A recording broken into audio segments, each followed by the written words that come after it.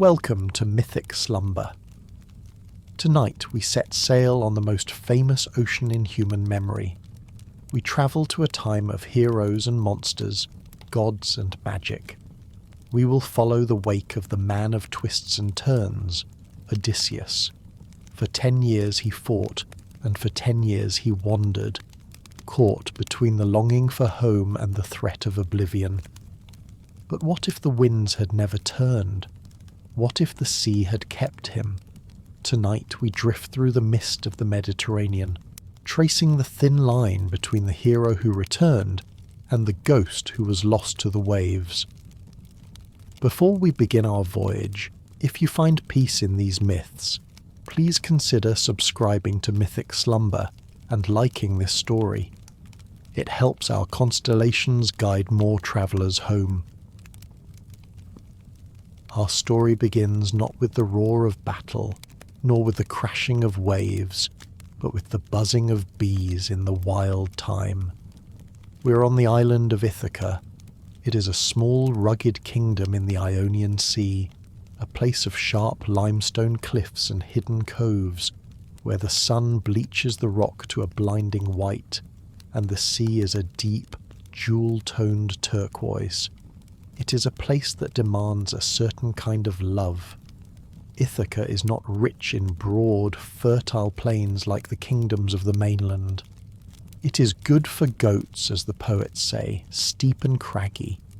But for the man who rules it, it is the centre of the universe. Odysseus is young here. He's not yet the legend, the destroyer of cities, or the man of sorrow. He is simply the king. He is a man in the prime of his life, with legs strong from climbing the hills and hands roughened by the handle of the axe and the plough. He's a different kind of hero than the others of his age. He does not yearn for the open battlefield or the glory of a short, bright life. He yearns for the roots of the olive tree. He yearns for the order of a well-tended orchard. Imagine him walking through his palace in the early morning. It is a sturdy house of timber and stone, perched on a hill above the quiet harbour. The air is cool, carrying the scent of salt and pine resin. He walks to the nursery. Inside, in a cradle of polished cypress wood, sleeps his infant son, Telemachus. The boy is only a few months old, a small bundle of warmth and quiet breath. Odysseus watches the gentle rise and fall of the child's chest, and a soft, protective stillness settles over him. This is the future. This is the anchor that holds him to the earth. He moves to the central courtyard where his wife Penelope sits. She is weaving, her fingers moving deftly through the loom. She looks up, and there is a shared silence between them that speaks of a profound understanding. Their love is not the fiery, destructive passion of Paris and Helen. It is the steady, enduring warmth of the hearth fire. It is a love built on wit, on shared secrets, and on a deep respect for the mind of the other. They have a secret, these two. In their bedchamber, the great bed is not a piece of furniture that can be moved. It is carved from the living trunk of a massive olive tree that grows through the foundation of the house. Odysseus built the room around the tree. The roots go deep into the limestone of the island. The branches hold up the mattress. It is a symbol of their marriage, unmovable, rooted in the soil of Ithaca, living and growing. But the world outside this island paradise is slowly shifting. Like a change in weather far beyond the horizon, the winds of fate begin to stir in the east. Across the sea, a single act tilts the balance. Helen, the Queen of Sparta, has been taken to Troy. In the great palaces of Mycenae and Argos, the first distant echoes of war begin to sound, like a low drum beneath the surface of the world. The call goes out. Every king who swore the oath must sail. Odysseus hears the rumours from the traders who dock in the harbour. He sees the dark clouds gathering on the horizon. He does not want to go. He knows, with the foresight that is both his gift and his curse, that this war will not be a quick adventure.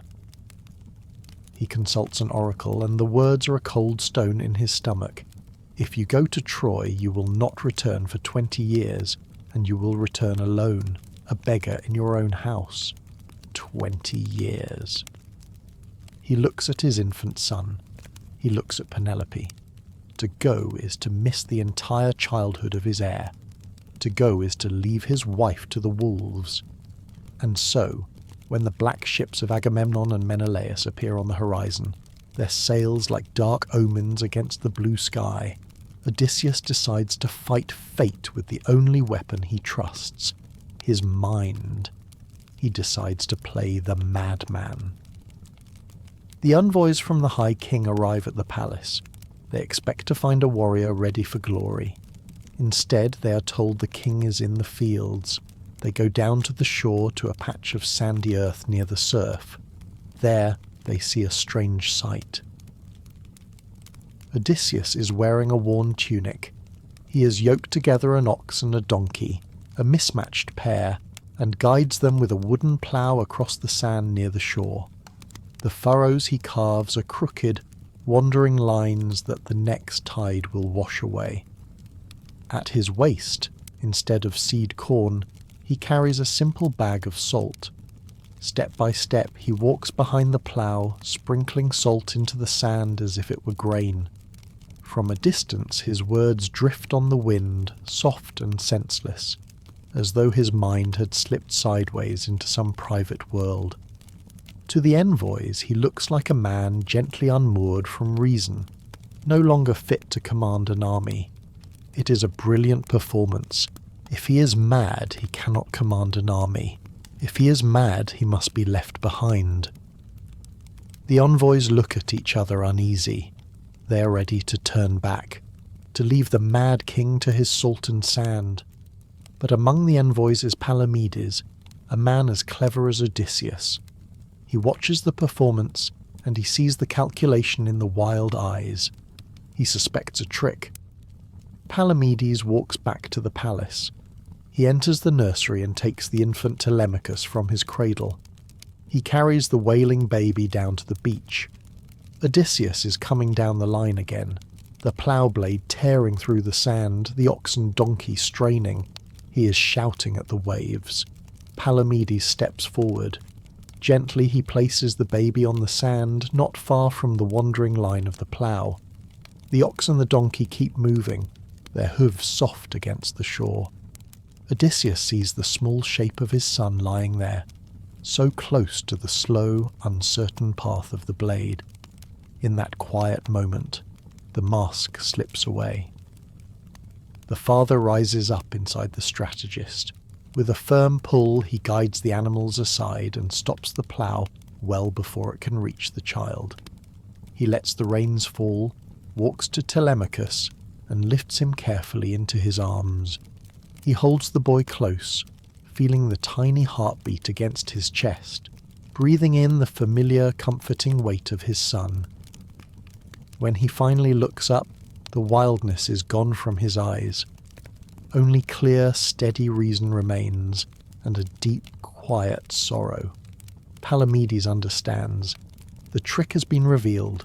The king is sane, and the king must sail. The days that follow are a blur of preparation, but for Odysseus they pass in a slow, agonizing clarity. He walks the perimeter of his island one last time.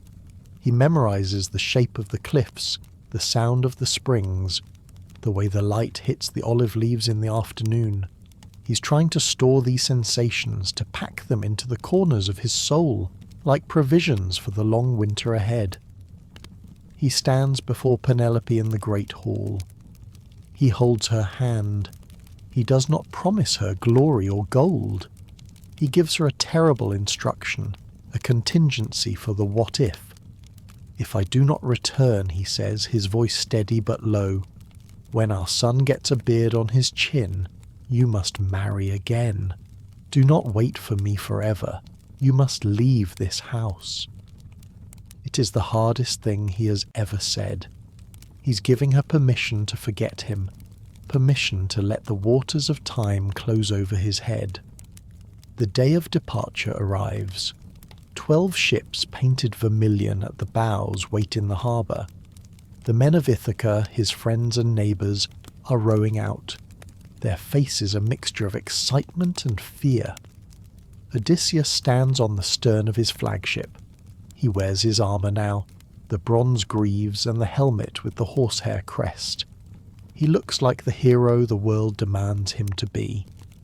But inside, he is the farmer leaving his harvest. He watches the figure of Penelope standing on the dock, holding the baby. She grows smaller and smaller as the rowers pull. The rhythmic splash of the oars is the sound of separation. Splash, distance, splash, distance. The island of Ithaca rises high out of the sea, a fortress of rock and green. He watches it until it becomes a purple silhouette against the setting sun. He watches it until the horizon swallows it. He turns his face to the open sea, to the dark waves that roll toward Troy. He does not know yet of the Cyclops or the Witch, the ghosts or the storms. He only knows that he is adrift. The anchor is cut. The root is severed. As the stars come out over the Ionian Sea, Odysseus sits by the rudder, steering into the night. He is the king of rocky Ithaca, but tonight he is just a man in a wooden shell, floating on an ocean that cares nothing for kings. The man of twists and turns has begun his journey, and the silence of the sea is the only answer to his silent prayer for a quick return. If you can already feel the Mediterranean sun on your skin, gently tapping the like button is a quiet way to help these journeys continue, for you and for others who need a soft place to rest. 10 long years have passed beneath the Aegean sun. 10 years is a lifetime measured in seasons, in the slow growth of a child, in the soft silver that appears in a young king's beard. 10 years are enough for ships to weather and for iron to grow tired and rest in the earth.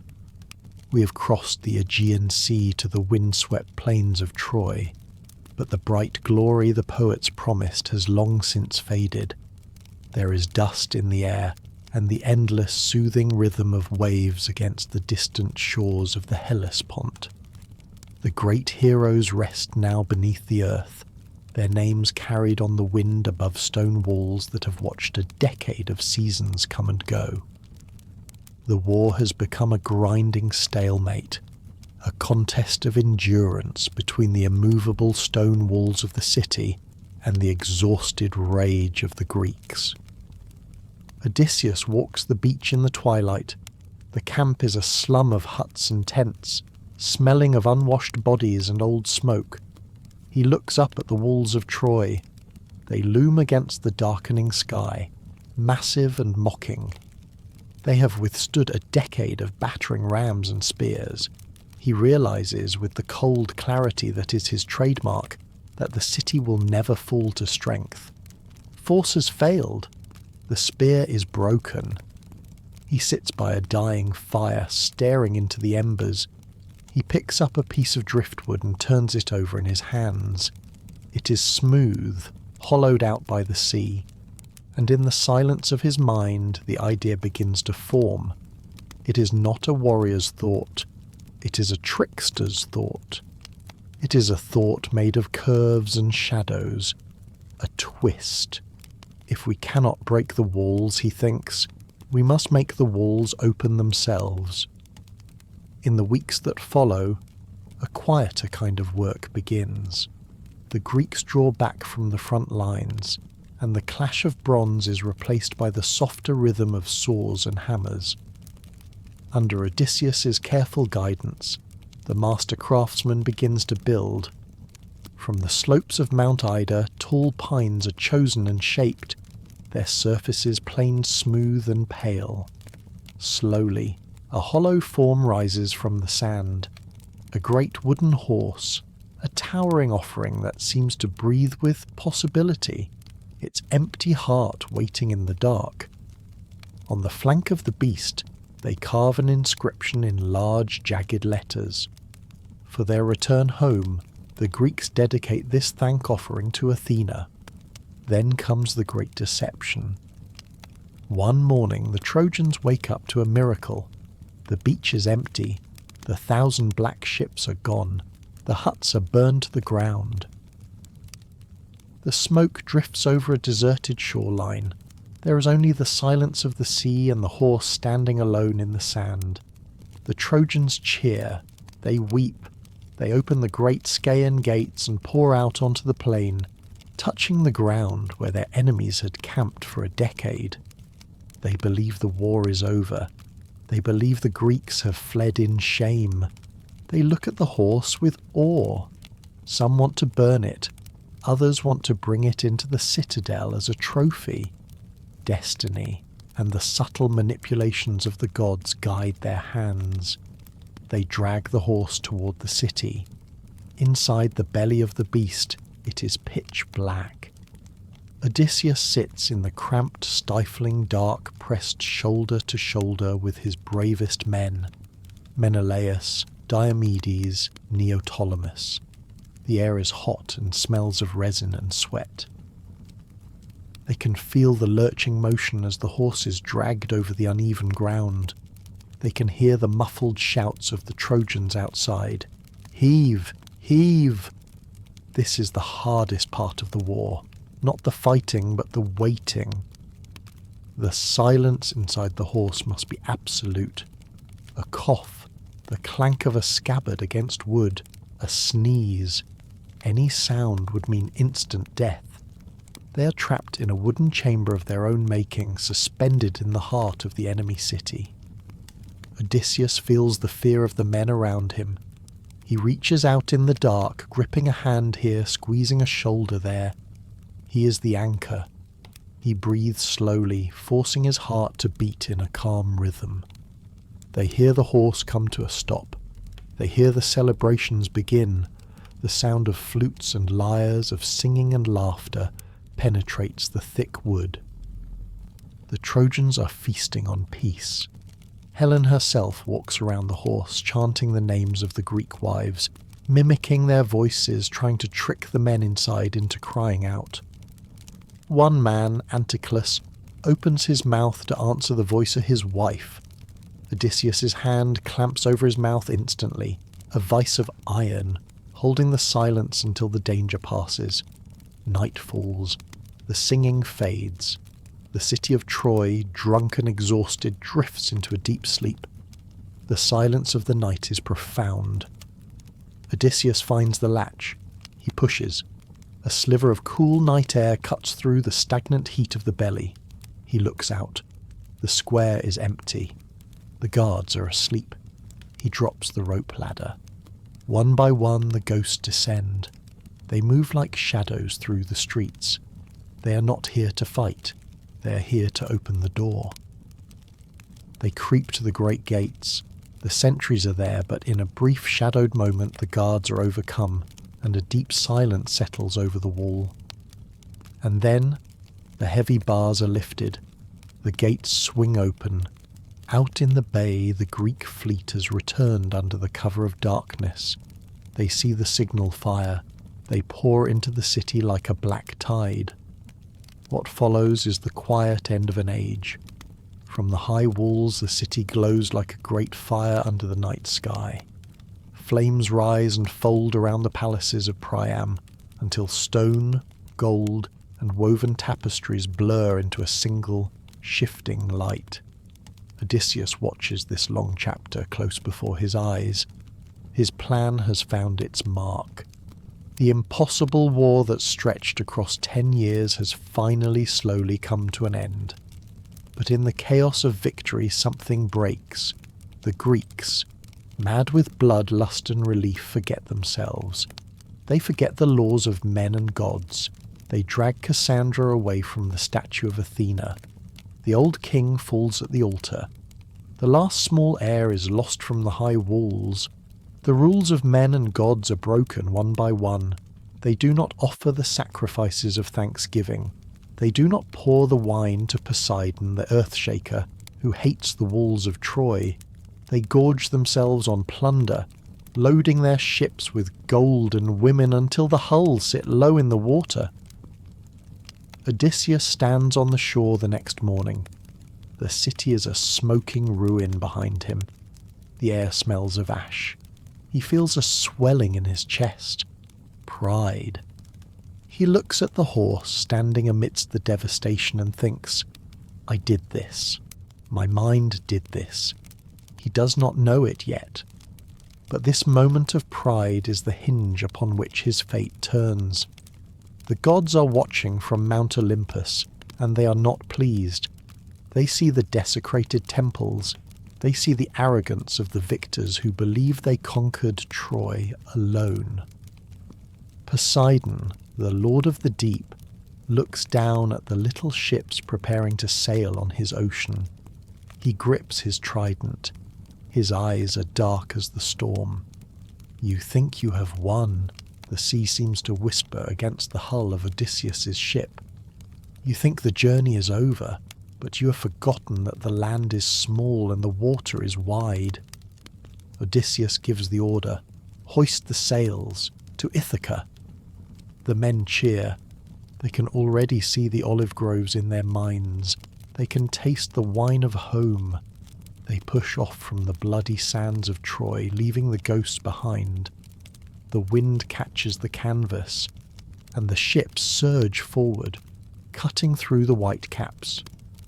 Odysseus stands at the helm, his eyes fixed on the west.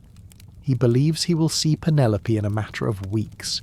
He believes the story is over. As the coast of Troy fades into the soft mist behind them, the sky ahead slowly deepens in colour. Clouds gather on the horizon, and the wind begins to change its voice. The waves grow taller and more uneven, no longer the gentle summer swell, but a restless sea that hints at storms to come. The hero has left the war of men and entered the war of the gods. The hollow horse was a trick that fooled a city, but you cannot trick the ocean. The man of twists and turns is about to find that the straight line home has been erased. As we sail into the unknown waters ahead, if these ancient journeys have brought you a little peace, you might let Mythic Slumber rest gently in your subscriptions, waiting for you whenever you need a quiet voyage into the myths of old. The ships of Odysseus are no longer sailing on the familiar maps of men. They have been blown off course by fierce northerly gales drifting past the known world into the realm of fable. The sea here feels different, older, deeper, and filled with a silence that unnerves the crew. They have left the history of the Trojan War behind and entered the geography of monsters. On a foggy morning, the lookout spots land. It is not the rocky coast of Ithaca, nor the sandy beaches of Troy. It is a lush, verdant island where the grass grows thick and wild, untended by any plough. There are no fields of wheat, no vineyards, no written laws, and no crowned kings. It is the land of the Cyclops, giant, solitary beings who live in the hollow caves of the mountains, following only their own simple ways and the quiet rhythm of their days. Odysseus, ever the explorer, is driven by a fatal curiosity. He anchors his fleet on a smaller deserted island nearby, a safe haven filled with wild goats. But he cannot stay put. He looks across the narrow strait to the main island and sees the smoke rising from the caves. He wants to know what kind of men live there. He wants to know if they are civilized. He takes his own ship and 12 of his best men. They row across the water. They carry with them a wineskin filled with a potent dark red vintage given to Odysseus by a priest of Apollo. It is sweet, heavy, and irresistibly strong, a drink for gods, not mortals. They beach the boat and climb the rugged path to a massive cave that yawns open near the cliff edge. The entrance is framed by laurel trees. Inside, the cave is a marvel of primitive abundance. It smells of milk and lanolin. Great racks of cheese are drying in the shadows. Pens teem with lambs and kids. It is a storehouse of food. The men beg Odysseus to take the cheese and the lambs and run. "Let us go back to the ship," they whisper. "This place feels wrong." But Odysseus shakes his head. He wants to see the host. He wants the gift of Xenia, guest friendship. That is the sacred law of Zeus. He believes that even here, at the edge of the world, the laws of civilization must hold. So they light a fire, eat some cheese, and wait. At twilight, the host returns. The light of the cave entrance slowly dims as a vast shadow fills the opening. Polyphemus steps inside. He is enormous, like a moving piece of the mountain itself, a giant shepherd guiding his flock. In his arms he carries a great bundle of dry wood, which he sets down with a heavy thud that rolls gently through the cave. He brings his animals in for the night and reaches for a massive slab of stone, a boulder so large that many men together could not hope to move it. With practiced ease he rolls it into place, closing the entrance as if he were drawing a curtain across the doorway. Polyphemus lights a fire. The flames leap up, illuminating his face. In the centre of his forehead, a single, round eye stares out, unblinking and devoid of pity. He spots the men cowering in the shadows. "Strangers!" his voice booms, a sound like grinding rocks. "Who are you? Pirates? Traders?" Odysseus steps forward. He uses his golden tongue, the voice that swayed kings. He speaks of Troy, of Agamemnon, of the will of Zeus who protects guests. But Polyphemus laughs. It is a terrifying sound. "We Cyclopes care nothing for Zeus," he sneers. "We are stronger than he is." To prove his indifference to the laws of guests and hosts, he offers no bread and no wine. With a terrible, careless strength, he takes hold of two of Odysseus's companions, and in a few short moments their voices fade into the echoing cavern. The fear in the cave is sudden and overpowering. Odysseus's hand goes to his sword, but he stops. If he fells the giant now, who will move the stone from the door? The cave would become their final chamber. He cannot rely on strength. He must rely on the mind. The next day stretches like a long, uneasy dream. Again, lives are lost, and again Polyphemus goes out with his flock, rolling the stone gently shut behind him. Odysseus remains in the dimness with his shaken men, turning over silent plans in his mind. He paces the cave. He spots a massive club of green olive wood drying in the dung. He commands his men to sharpen it. They harden the point in the fire and hide it under the straw. When the giant returns that evening and eats 2 more men, Odysseus makes his move. He approaches the monster, holding a bowl of the dark, sweet wine. "Cyclops," he says, "try this drink. It is the nectar of the gods." Polyphemus drinks. He has never tasted wine like this.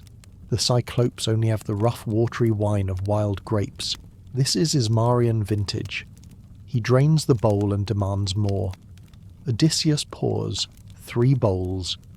The giant's eye begins to droop. He becomes drunk, stupid, and happy. "You are a good little man," Polyphemus slurs. "Tell me your name, and I will give you a gift. I will eat you last." Odysseus smiles. This is the masterstroke. "My name," he says, "is Nobody. My mother and father call me Nobody. My friends call me Nobody." "Well then, Nobody," the giant grunts, "I will eat you last." And with that, he crashes onto his back and falls into a deep, drunken sleep. Odysseus signals his men.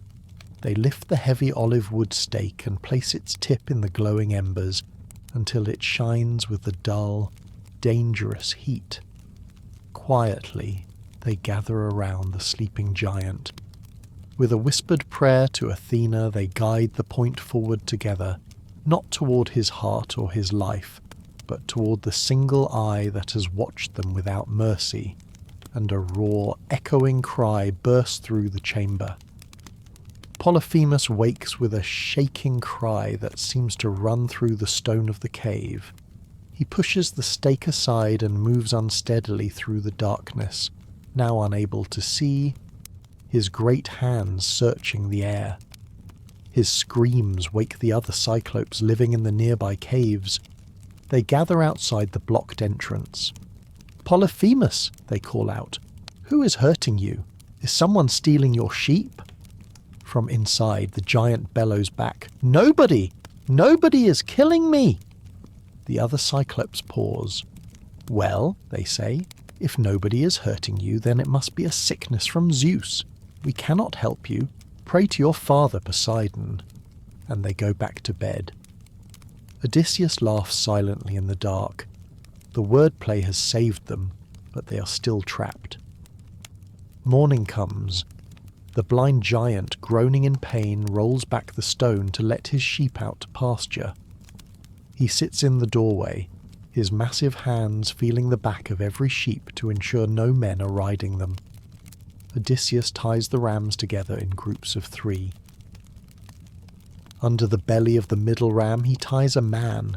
He himself curls up under the belly of the largest, woolliest ram of the flock, clinging to the fleece with his fingers and his teeth. One by one the sheep trot out.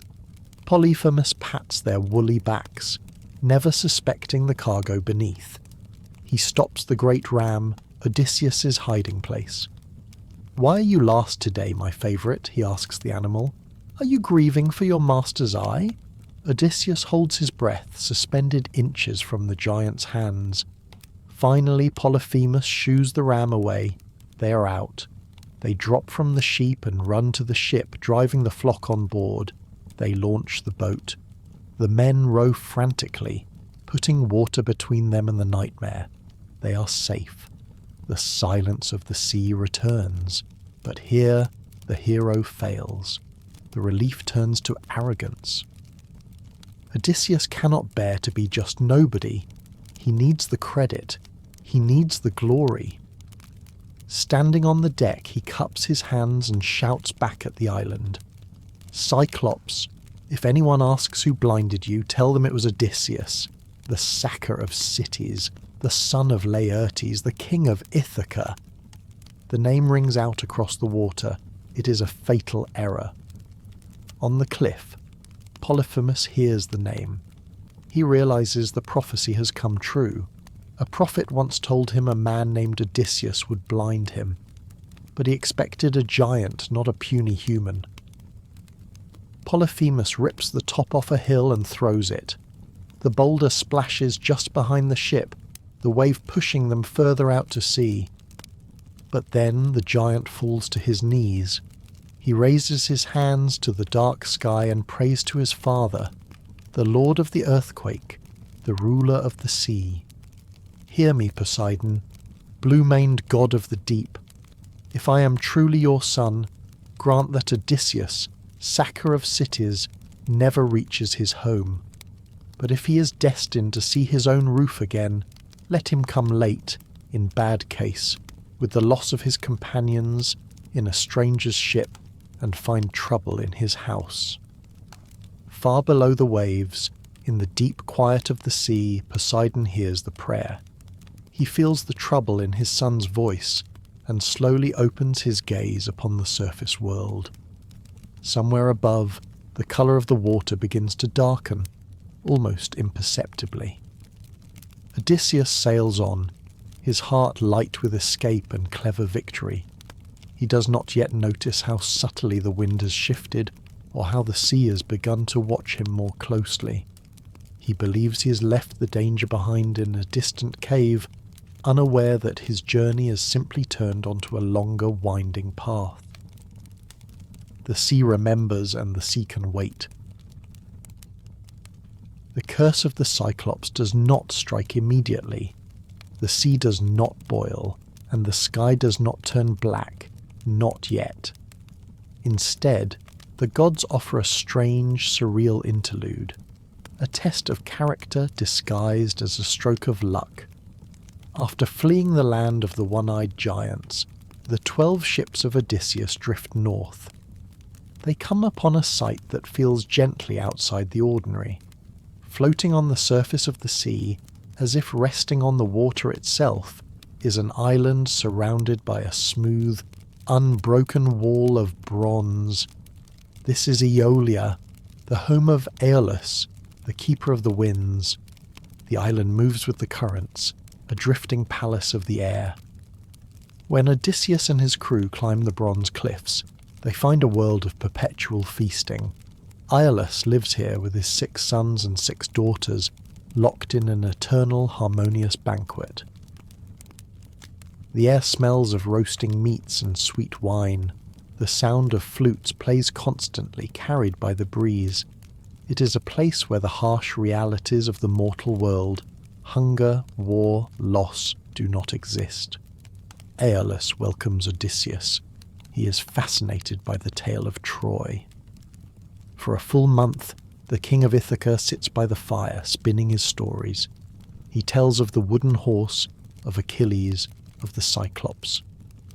Aeolus listens, charmed by this mortal who speaks with the rhythm of the waves. When it's time to leave, the keeper of the winds decides to grant Odysseus a favour that no mortal has ever received. He wants to ensure this storyteller reaches home. He takes a great bag made from the hide of a 9-year-old ox. It is thick, tough leather, cured to be airtight. Inside this bag, Aeolus gathers the wandering winds. He whistles, and they come. Boreas the cool north wind, Notus the misty south wind, Eurus the restless east wind. One by one he guides them gently into the sack, their distant voices fading until all is still. He ties the neck of the bag with a cord of bright silver, sealing the chaos inside. He hands the bag to Odysseus. It is heavy, humming with suppressed energy. "Keep this closed," Aeolus warns. "Inside are the storms that would blow you off course. I have left only one wind free, Zephyr, the gentle west wind. It sits behind your sails. It will blow you directly to Ithaca. You will be home in 10 days." It seems too good to be true. The difficult, dangerous journey has been reduced to a simple straight line. The fleet departs. The west wind fills the sails, a steady, warm breath that pushes them effortlessly across the violet sea. The oars are stowed. The men relax, but Odysseus does not relax. He does not trust the sea, and he does not trust the curse of the Cyclops. He takes the sheet, the rope that controls the mainsail, in his own hands. He refuses to sleep. He refuses to let anyone else steer. For 9 days and 9 nights he stands at the helm, his eyes fixed on the eastern horizon, his body rigid with tension. Day after day the sea rushes by. The sun rises and sets. Odysseus eats standing up. He drinks water without taking his eyes off the prow. He's a man possessed by the need to close the distance. On the 10th day, the miracle happens. The mist clears. The horizon hardens into a familiar shape. The sharp limestone cliffs. The green slopes of Mount Neriton. It is Ithaca. It is home. They're so close that they can see the smoke rising from the chimneys of the shepherds' huts. They can see people walking on the beach. They can almost smell the burning pine and the roasting goat meat. They are close enough to shout and be heard. The relief hits Odysseus like a physical blow. The adrenaline that has fueled him for 9 days suddenly evaporates, leaving behind a crushing narcotic exhaustion. His knees buckle, his eyelids feel like lead weights. He looks at the shore only a mile away. "We're here," he thinks. "I have done it. I have beaten the war, the giant and the sea." He ties the sheet to the cleat. He curls up on the deck, his head resting on the ox-hide bag. And for the first time in 10 years, the king of Ithaca falls into a deep, defenceless sleep. But while the king sleeps, the crew wakes. Throughout the voyage, a poison has been spreading among the men. It is the poison of envy. They have watched Odysseus receive gifts from the Trojans, from the Cicones, from Aeolus. They see the big leather bag he guards so jealously. They do not know it contains winds. They assume it contains gold. They gather on the foredeck, whispering. Their voices are low but bitter. "Look at him," one sailor mutters, pointing at the sleeping king. "He comes home with a fortune. Gold, silver, ivory. And what do we have? Empty hands and scars." "It's not fair," says another. "We fought the same war. We rode the same miles. Why should he keep all the treasure for himself?" "That bag is from Aeolus," a third whispers. "It must be full of silver ingots, a king's ransom." They look at the shore of Ithaca. They are so close. They think the journey is over. They think there is no harm in taking a peek, just to see their share. "Let's open it," the ringleader says.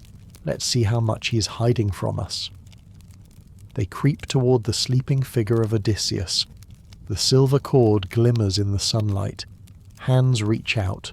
Fingers fumble with the knot. The knot comes loose. For a split second, there is a sound like a sudden breath being released, and then everything changes. The winds, held back for 10 long days, pour out in a single, overwhelming rush. It is far more than a simple gust. The force of their escape throws the men off balance.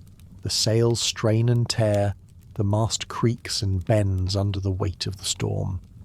Odysseus wakes to a chorus of panicked voices and the roar of the air.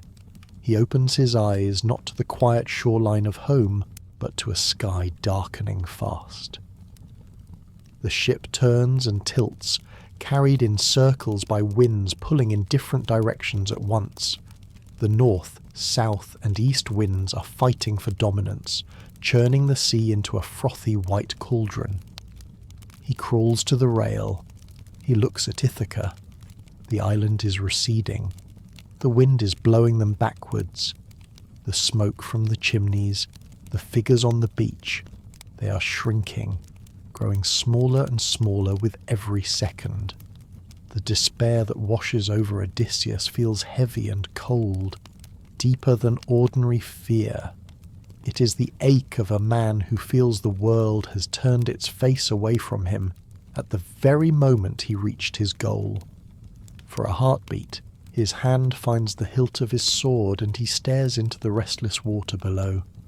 A quiet, dangerous thought passes through him, like a dark cloud across the sun. But it does not stay. But then he looks at his men. They are wailing, rolling on the deck in terror, realizing the magnitude of their mistake. They need a captain. Even in his ruin, he is the king. He sheathes his sword. He pulls his cloak over his head and lies down on the deck, covering his face. He cannot bear to watch his home disappear. He lies there in silence, enduring the misery, as the storm carries them all the way back to where they started. They are blown back to the bronze wall of Aeolia. When they land, the ships are battered, the men are broken. Odysseus climbs the cliff again to the Palace of the Winds. He enters the hall where the family is feasting. The music stops. Aeolus puts down his goblet. He stares at Odysseus in disbelief. "How are you here?" the god asks. "I gave you the wind to take you home." "You should be in your bed." Odysseus falls to his knees. "My men have ruined me," he says, his voice a rasp of shame. "They opened the bag while I slept. I beg you, help me once more. Just a little wind. We were so close." But the face of Aeolus slowly hardens. The warmth of the feast seems to draw back. He senses that something larger than either of them is at work around this traveller. To lose the way once is misfortune. To lose it when the path has been made straight feels like a sign that the gods have other plans. Odysseus, Aeolus says, his voice no longer welcoming, I cannot help you again. It is not wise to guide a man whom the blessed gods themselves hold at a distance. Leave this island now. Whatever follows you is beyond my power to calm. Odysseus leaves the palace, humiliated. He walks back down the bronze steps to his weeping crew. There is no bag of winds this time. There is no easy way. They shove the ships off the sand. The men sit at the benches. They look at their captain, but he does not look at them. He stares at the empty horizon. Row, he says softly. There's no wind to help them now. They must row. They must row through the heavy dead water, powered only by their own aching muscles and their breaking hearts. They have brushed against the very edge of home and found themselves gently turned away, cast back into the wide open sea. The journey to Ithaca has stretched again, not just in miles but in unknown days and nights ahead. In the soft, steady silence of the oars dipping into the water, Odysseus begins to learn a quieter lesson, that the road home is not a straight line, and that even when the gods watch from afar, a mortal heart must keep moving, one patient stroke at a time through whatever waters lie before it. The ships of Odysseus, now reduced to a single vessel after the loss of the other ships to the Laestrygonian giants, a sorrow we pass over in silence, for it is too heavy for sleep, glide into a quiet cove. The water here is smooth as a mirror, reflecting the dense, tangled forests that crowd the shoreline. This is the island of Aiaia, the home of the dawn. But despite the name, the atmosphere is not one of bright morning. It is one of eternal, hazy afternoon. The air is heavy with the scent of cedar smoke and exotic herbs, a perfume that acts like a mild narcotic. The men drag themselves onto the sand. They are broken.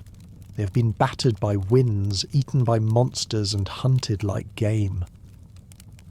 They lie on the beach for 2 days and 2 nights, covered in their cloaks, weeping from sheer exhaustion. They have no will left to explore. But on the 3rd morning, Odysseus sees a wisp of smoke rising from the centre of the island. It is a sign of habitation, of food, of civilization. Or so he hopes. He divides the crew in 2. He stays behind to guard the ship, and he sends his lieutenant Eurylochus with 22 men to investigate the smoke. They disappear into the oak forest. The path leads them to a clearing in a sheltered valley. There, built of polished stone, stands a beautiful palace. But it is the grounds surrounding the house that make the hair on the men's arms stand up. Roaming the garden are wolves and mountain lions, but they do not attack. They do not roar. Instead, they move calmly around the men, brushing against them like tame dogs greeting familiar guests. Their eyes are bright and strangely thoughtful, holding a distant, human-like knowing, as if they carried quiet memories from another life. From inside the house comes the sound of singing. It is a voice of unearthly beauty, high and clear, accompanied by the rhythmic clack-clack of a loom. The men call out, the great doors open, she appears, Circe, the goddess of the braided hair. She is radiant, her beauty sharp and dangerous. She wears a robe that seems woven from light itself. She smiles a smile that promises rest, warmth, and oblivion. She invites them in. All the men enter, enchanted by the promise of a meal. All except Eurylochus. He is a suspicious man, fearful of a trap. He hides in the bushes and watches. He sees the men seated on thrones and chairs. He sees Circe mix them a drink, a pottage of cheese, barley meal, and pale honey, stirred into Pramnian wine. but into this mixture she sprinkles a fine powder. Drugs of wicked power to wipe all memory of their native land from their minds. The men drink greedily. They are starving. But as the last drop touches their tongues, Circe steps forward. She raises a slender wand and taps each man on the shoulder. "Down to the pens," she murmurs. "Go join your friends." The change is sudden but strangely gentle. Their shapes seem to blur and shift under the touch of the wand, settling into new forms until they are no longer men standing in a hall, but swine moving about on unsteady legs. Their voices, which meant to call for help, come out now as soft grunts and snuffles. Yet some part of their thoughts remains clear enough to feel confusion and shame, as if they were caught inside a strange, clumsy dream. Circe watches them with a distant smile and scatters food before them, guiding them into a simple enclosure to keep them there. Eurylochus, terrified, runs back to the ship. He stammers out the story. Odysseus does not hesitate. He takes his silver-studded sword and his bow. "Take me there," he commands. But Eurylochus refuses, paralysed by fear, so Odysseus goes alone. He walks through the enchanted forest. But before he reaches the clearing, a young man stops him. He is beautiful, with the first down of manhood on his lip. It is Hermes, the messenger god, the giant killer. He looks at Odysseus with amusement. "Where are you going, unlucky man? Your friends are pigs in a sty. You think you can free them? You will end up grunting beside them." But Hermes is not here to mock, he is here to help. He reaches down and pulls a plant from the earth. It has a root dark as night and a flower white as milk. The gods call it moly. It is hard for mortals to find, but easy for a god. "Eat this," Hermes says. "It will shield you against her charms.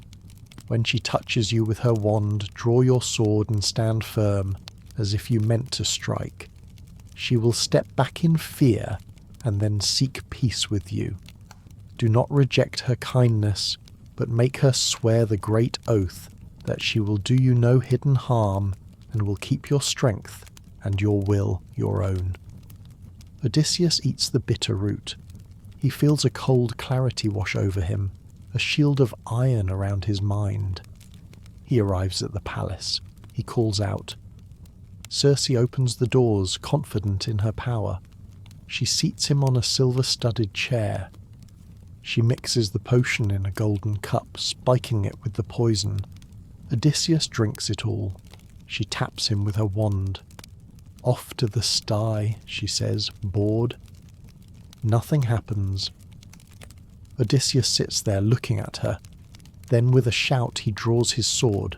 The blade flashes in the torchlight. He lunges at her. Circe screams. She slides from her chair and clasps his knees. "Who are you?" she gasps. "No mortal has ever drunk my drugs and not changed.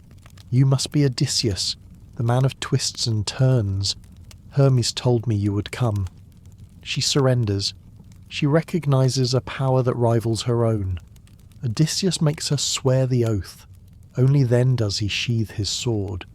He refuses to eat or drink until his men are freed.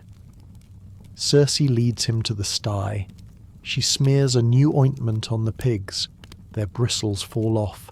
They stand up, men once more. But they are younger than before, taller and more handsome. They embrace Odysseus, weeping. Even the walls of the house echo with their relief. And here begins the most dangerous part of the chapter. Not the danger of the pigsty, but the danger of the featherbed. Circe is not just a witch, she is a host. She tells Odysseus to bring the rest of his crew. She offers them hospitality. "Stay," she says. "Eat my food, drink my wine, until you recover the spirit you had when you left Ithaca.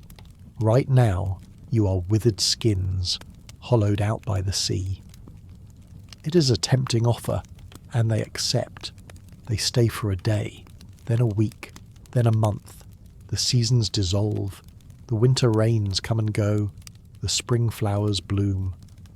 Odysseus, the man who yearned so fiercely for his rocky island, begins to drift. He wears tunics of purple wool. He feasts on roast meats and endless wine. He spends his nights in the arms of the goddess. This is the what if, made gentle and real. What if, for a while, the hero simply stopped? What if the pain of the journey grew quiet, and the comfort of a safe harbour began to feel like an ending in itself? Ithaca is hard, Aiaia is soft. Ithaca is duty, Aiaia is rest. For a full year, the king of Ithaca lets the weight of his crown slip from his thoughts. He lives as a guest. The memory of Penelope's face drifts to the back of his mind, softened and half covered by the golden gaze of the sorceress. He sits by the fire, smiling at old stories, while his ship lies idle on the sand and the ropes grow loose with salt and thyme. He is safe, he is cherished, he is gently adrift. It is the crew who finally breaks the spell. They are simple men. They miss their wives. They miss their own beds. They come to Odysseus one day, standing around him like a reproach. "Captain," they say, "madman, it is time to think of home, if it is still your destiny to survive and return to your high-roofed house." The words strike Odysseus like a slap. Madman. He realizes he has slipped into a comfort deeper than any waking thought. He has lost a year of his life to the soft trap of comfort. The guilt crashes over him. That night he goes to Circe. He sits on her bed. "Keep your promise," he says. "Send me home. My heart is breaking and my men are withering away." Circe does not argue. She is not a jailer. She's a tester of souls. He has passed the test, albeit slowly. "I will not keep you here against your will, Odysseus," she says. But then she delivers the blow. "But you cannot go home yet. There is another journey you must take first. You must travel to a land where no living ship has ever sailed. You must go to the house of Hades in the realm of Persephone. You must consult the ghost of the blind prophet Tiresias." Odysseus feels his knees turn to water. To go to the underworld? To sail beyond the edges of every known chart into a quiet land of shadows and memories? "Who will guide me?" he cries. "No ship has ever reached death." "The north wind will carry you," Circe says calmly. She gives him instructions. Black rams for sacrifice, milk and honey and blood poured into a trench. She tells him he must sail across the ocean river, past the gates of the sun, into the eternal mist. The next morning the camp is roused. The men wake up hoping for the order to sail east toward Ithaca. Instead, Odysseus tells them the quiet truth. "We are not going home yet. We must travel first to a place no living sailor has seen, to speak with the shades of those who have gone before us." The men groan and cover their faces. They say they would rather have fallen at Troy than face such a journey. Yet Odysseus now stands steady.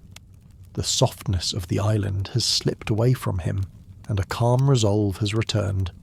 They board the ship.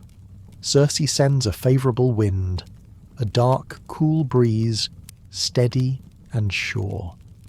The lush green island of the sorceress grows smaller behind them. The sun sinks slowly toward the edge of the world, and the light stretches into a long, gentle dusk. They sail into softer colours and lengthening shadows, leaving familiar shores behind. The easy comfort of Aiaia is over, but ahead lies another kind of stillness, the hushed, waiting silence of the world beneath the earth, where even heroes must someday pass. The ship sails north, driven by a wind that feels unnatural, a steady cold breath that pushes them beyond the boundaries of the known map.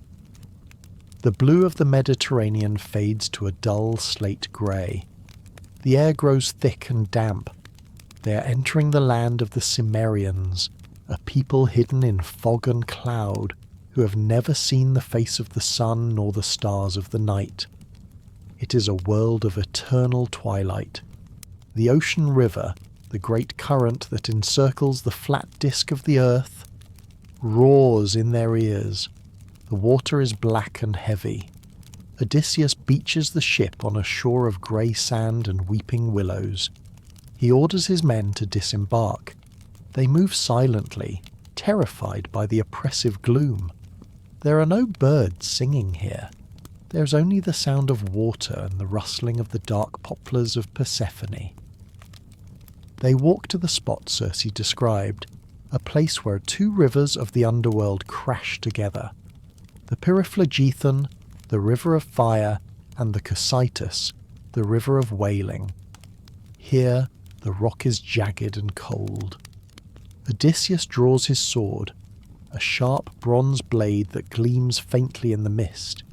He digs a trench with it, a square pit in the soft dead earth. Around this pit he pours the libations to the dead. First a mixture of milk and honey, then sweet wine, then fresh water, and finally he sprinkles white barley meal. It is a meal for those who can no longer eat. Then the solemn work begins.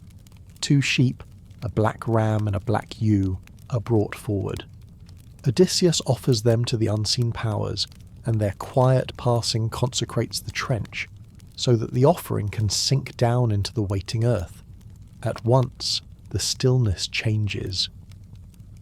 From the shadows of the groves, from the cracks in the earth, they come, the souls of the dead. They drift toward him like a pale mist rising off a river at dawn.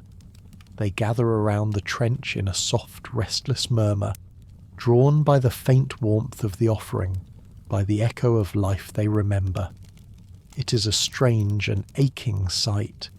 There are brides in their wedding veils, old men with white beards, tender girls with quiet sorrow in their eyes, and warriors who still seem to wear the shapes of their old armour. They press close to the pit, their voices thin and fluttering, like distant birds calling in the dark. "Let me drink," they whisper. "Let me remember." For a moment, Odysseus cannot move. His skin prickles with cold, but he remembers Circe's order. Gripping his sword, he kneels by the trench, holding the restless shapes at bay. He must not let them drink yet. He must wait for the prophet who holds the words he needs. The first ghost to approach is a shock. It is Elpenor, one of his own crew, the youngest man on the ship, not much of a warrior and loose in his wits. He had climbed onto Circe's high roof in a careless, drunken haze and slipped, losing his life just before they sailed. In their haste they had left his body unburied. "Odysseus," the ghost weeps, "do not leave me behind, unwept and unburied. Do not turn your back on me." Odysseus weeps with him. It is a stark reminder of the cost of his journey. Even in his quest for home, he leaves wreckage behind. "I will burn your armour," Odysseus promises. "I will heap a mound for you by the grey sea." Then the crowd parts. A figure approaches leaning on a golden staff. It is Tiresias, the blind prophet of Thebes. He alone among the dead keeps his wits. He stoops and drinks the black blood. As the life essence hits his tongue, his eyes clear. He sees the past and the future. "You seek a sweet homecoming, Odysseus," the prophet rasps, "but a god will make it hard for you. Poseidon is laying up wrath in his heart." Tiresias delivers the prophecy that will hang over the rest of the voyage. He tells of the island of Thrinacia, where the cattle of the sun god graze. "If you leave them unharmed, you may yet reach Ithaca. But if you hurt them, I prophesy the ruin of your ship and your men. Even if you escape, you will come home late and badly, having lost all companions." He tells Odysseus of the suitors eating his food in Ithaca. He tells him of the blood he must spill to reclaim his throne, and finally, he tells him of his own death. Not in battle, not in a storm, but a gentle death that will come from the sea when he is full of years and peace. Odysseus listens, inscribing every word into his memory. But as Tiresias fades back into the shadows, another figure steps forward. This is the moment that nearly breaks the hero. It is a woman. She looks pale and insubstantial, but her face is the face that watched him sleep as a child. It is Anticlea, his mother. When he left for Troy 10 years ago, she was alive. She was strong. He did not know she had died. He stands across the pit of blood, staring at her ghost, tears streaming down his face. He lowers his sword. She drinks the blood and looks at him. "My child," she whispers, "how did you come here beneath the misty gloom, you who are still alive?"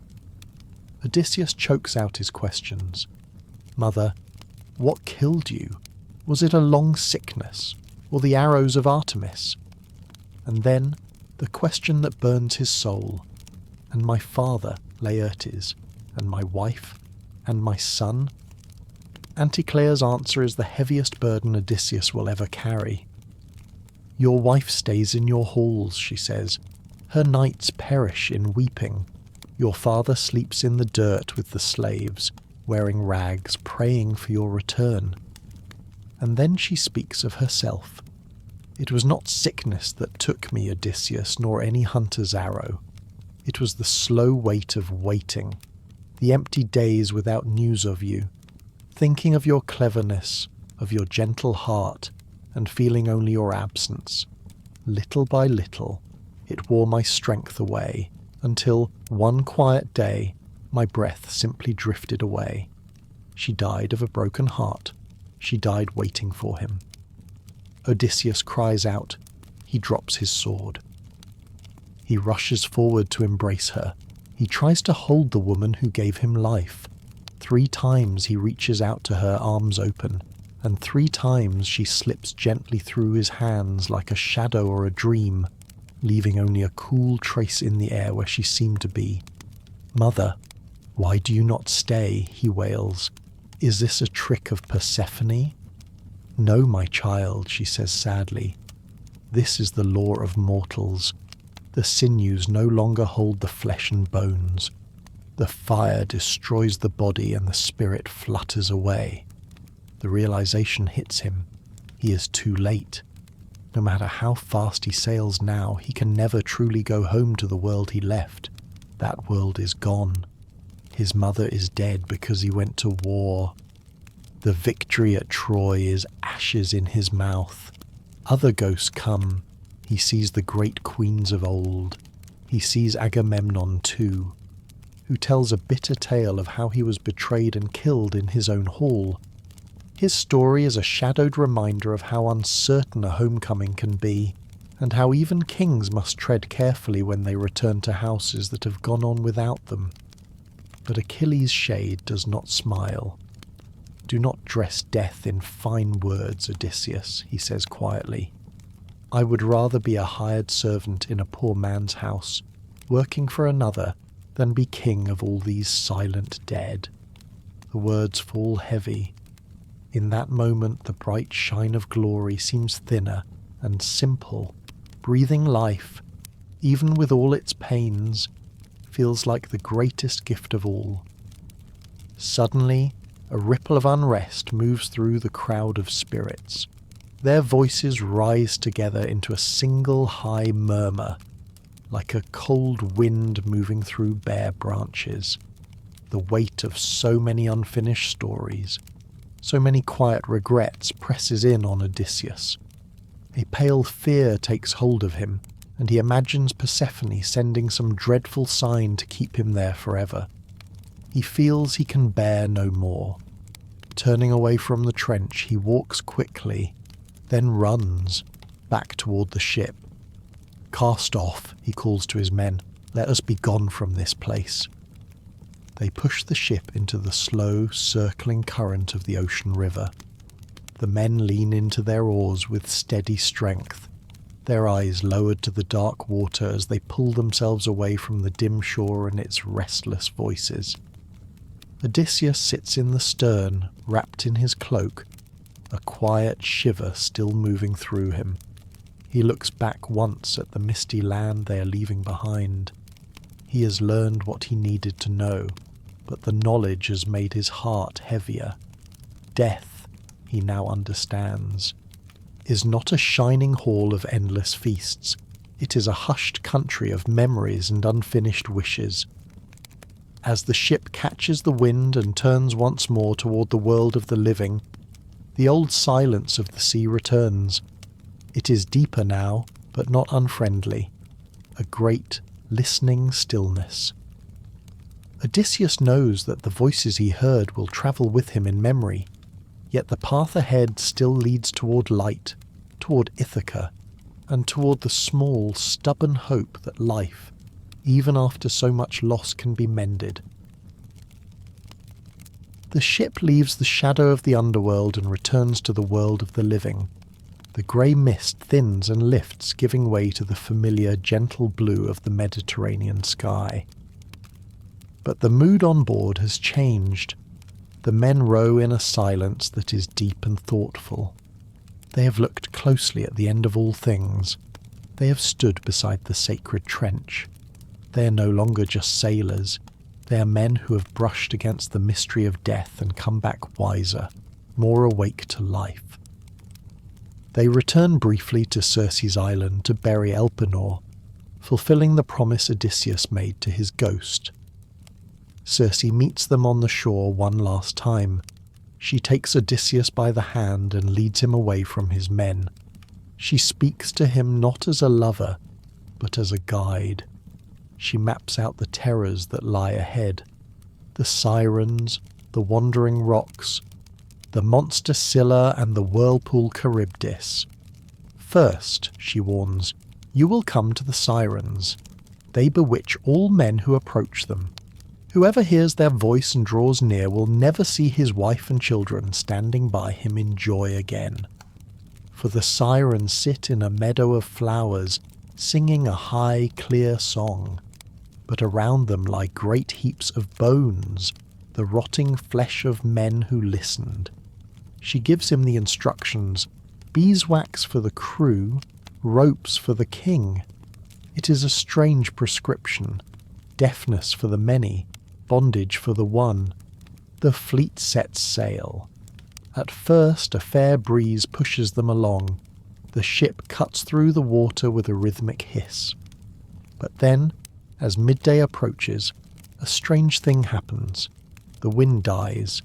It does not fade gradually.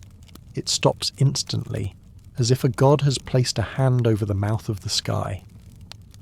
The sails go slack, hanging like dead skin from the yardarm. The sea turns into a sheet of polished glass, unmoving, reflecting the sun with a harsh, glaring intensity. This is the breathless calm. It feels otherworldly, as if the sea itself were holding its breath. The world pauses, suspended between sound and silence. Odysseus understands what this quiet means. The sirens are near. He stands up. He takes a large wheel of beeswax given to him by Circe. He holds it up to the sun, warming it until it is soft and pliable. With his strong fingers he kneads the wax, then cuts it into small pieces. He goes to each man on the benches. One by one, he presses the wax into their ears. He moulds it tight, sealing them off from the world of sound. He looks into their eyes. The eyes of Eurylochus, Perimedes, the others. They look back with trust. They are surrendering their senses to him. They are entering a world of absolute silence so that he might hear. Then he walks to the mast, a thick pillar of pine. He stands with his back against it. "Tie me," he commands.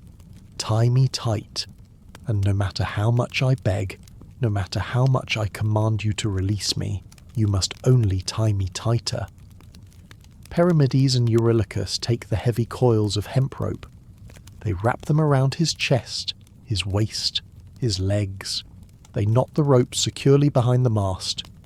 Odysseus is now a living figurehead, immobilized, vulnerable, and waiting. The men return to their benches. They strike the water with their oars. Splash, splash. But they hear nothing. They row in a vacuum. Odysseus scans the horizon. Ahead he sees it. An island. It looks innocent enough. A green meadow sloping down to the water, dotted with wildflowers in yellow and violet. But then he notices a pale gleam in the grass. At first it seems like driftwood, or perhaps light-coloured stones. As they draw nearer, he understands. These are the long faded traces of other sailors who once came too close and never left, their presence lingering in the meadow like a quiet warning. And then the sound begins. It starts as a hum, vibrating across the water. Then it separates into voices, 2 voices, perhaps 3, weaving together in a harmony that is mathematically perfect. It is not just beautiful, it is piercing. It bypasses the ears and resonates directly in the marrow of the bone. To the men rowing, the world is a silent film. They see the sweat on their own arms, the glare of the sun, the rhythm of the oars. They see their captain's face. But to Odysseus, the world has become music. This song of the sirens is not a random melody. It is a personalized weapon. They do not sing of lust or wine. They sing of knowledge. They sing to the vanity of the hero. Come hither, renowned Odysseus, great glory of the Achaeans, the voices croon. The melody is sweet, liquid, like honey pouring over gold. Stop your ship and listen to our voice. No man has ever passed this way in his black ship without listening to the honey-sweet sound from our lips. He journeys on delighted and knows more than before. The promise creates an ache in Odysseus's chest so sharp he gasps. We know, the voices sing. We know everything that happened on the plains of Troy. We know the will of the gods. We know the suffering you have endured. We know who you are. This is the trap. Odysseus is a man who defines himself by his mind, by his knowledge. He has spent 10 years in the fog of war and the chaos of the sea, unsure of his standing, unsure if his name is still spoken. The sirens offer him validation. They offer him the story of his own life, told back to him by divine voices. They offer him the ultimate understanding of the universe. Why struggle? The music asks. Why fight the waves? Why bleed? Come to the meadow. Sit with us. We will tell you the secrets of the world. You can rest. You can be understood. The desire to stop is overwhelming. It feels like a gentle kind of madness, a dream pulling at his mind. Odysseus leans hard against the ropes. They hold firm around him as he cries out. "Untie me!" he calls, his voice raw with longing. "Turn the ship, let me go to them." He twists against the mast, drawn toward the sound, his eyes fixed on the shore. His lips form the names of his men. Perimedes, cut the ropes. I am your king. But Perimedes does not hear. He only sees his captain's mouth moving, his body straining uselessly against the bonds. He sees the desperation in Odysseus's eyes, and because he is loyal, he obeys the order given in calm foresight, not the pleas born of enchantment. Perimedes and Eurylochus stand up. They leave their oars.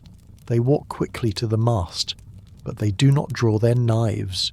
Instead, they take more rope. They wind it around Odysseus again, securing him more firmly so that he cannot harm himself, so that he is held safely against the solid wood.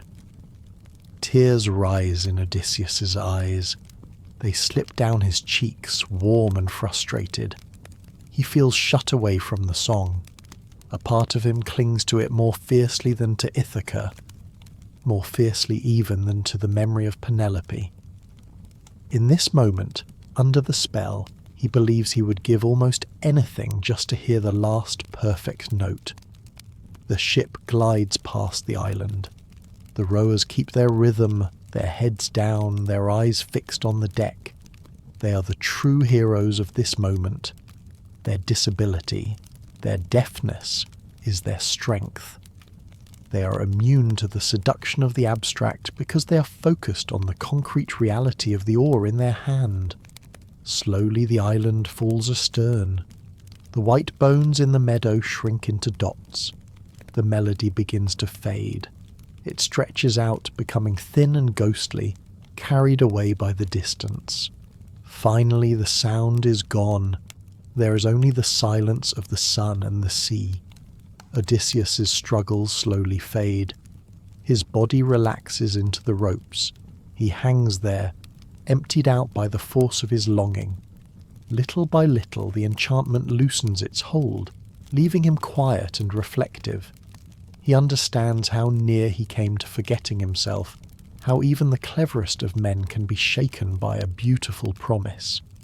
He inclines his head to his men, a simple signal. Perimedes and Eurylochus come forward. They loosen the knots and let the ropes fall softly to the deck. Odysseus rubs his wrists where the cords have pressed. Then he moves from sailor to sailor, gently easing the wax from their ears. The sound of the world returns. The creak of the timber, the soft slap of water against the hull, the steady breathing of the men. It is rough and uneven compared to the sirens' perfect harmony, but it is warm and living. Odysseus sits on the hatch, gazing back toward the line of the horizon. He is quiet. He thinks of the island, of flowers and pale shapes among the grass. He senses now that some songs are not meant to be finished, and that the most dazzling promises can lead a man away from himself. The ship moves on. The crew feels a deep, simple relief. They have passed through danger together. Odysseus carries a softer feeling, a distant, lingering echo of the melody, a memory that will visit him from time to time. He has heard a voice that reached for the absolute, and he has chosen instead the imperfect, breathing world of human life. And now, the silence of the calm sea begins to break. Ahead, the water is churning. A mist of spray hangs in the air like smoke. A low rumble, like the growling of the earth, vibrates through the hull. The seduction is over. Ahead, the sea will narrow and grow more restless, where rocks and hidden currents wait. But for now, the ship glides forward in a calm interval between trials, the men steady at their oars, and their captain quietly grateful to still be among the living on the long, winding road toward home. The sweet, dangerous melody of the sirens has slipped away behind them, but the sea still has more trials to offer. As the ship glides forward, the silence of the calm water is gently replaced by a new sound. It is a low, distant sound, like the slow turning of ancient millstones far below the sea. The men feel a subtle sensation through the wood of their oars, as if the water ahead were gently shifting and rearranging itself. Odysseus stands at the prow. He's putting on his armour. He straps the bronze greaves to his legs. He dons his helmet with the horsehair crest. He takes 2 heavy spears in his hands. It is a futile gesture, and he knows it. Circe had warned him, "There is no fight in her. She is not mortal. She is an immortal evil. Flight is the only defence." But Odysseus is a warrior. He cannot meet death naked. He needs the weight of the bronze to steady his heart. He walks down the centre of the ship. He does not tell them the whole truth. If he told them that a 6-headed monster waits in the cliff to eat 6 of them, they would drop their oars and hide in the hold, and then the ship would drift into the whirlpool and all would be lost. This is the terrible burden of command, to know who will die and to remain silent. "Friends," he shouts over the roar of the surf, "we have faced danger before. We beat the Cyclops. We beat the winds. Trust me now. Helmsman, keep the ship to the right. Hug the cliff. Steer clear of the smoke and the white water, or we are lost." The helmsman obeys. He steers the ship toward the high, sheer face of the rock. They enter the strait. It is a narrow channel, a claustrophobic alley of water. On the western side lies Charybdis. She's not a creature of flesh and bone, but a living void. She's a whirlpool of catastrophic size. 3 times a day she sucks the dark sea down into her gut, and 3 times a day she vomits it back up. As the ship draws near, Charybdis is beginning her cycle. The water around her trembles and turns, circling in broad, uneasy rings. Then, with a deep, echoing sound, the centre of the sea folds inward. A great funnel opens, spinning with powerful, deliberate motion. The sides of the whirlpool are like smooth, turning walls of water, dark and gleaming. Down, down it seems to reach, toward a hidden depth below. The men look into it, spellbound. For a moment they glimpse the dim outline of the seabed far beneath, like shadows in a glass. The sound rises around them, a rolling, watery roar that fills the air and blurs their thoughts. The men are fixated on this horror. They row with their eyes locked on the whirlpool, terrified that the ship will be sucked into that maw.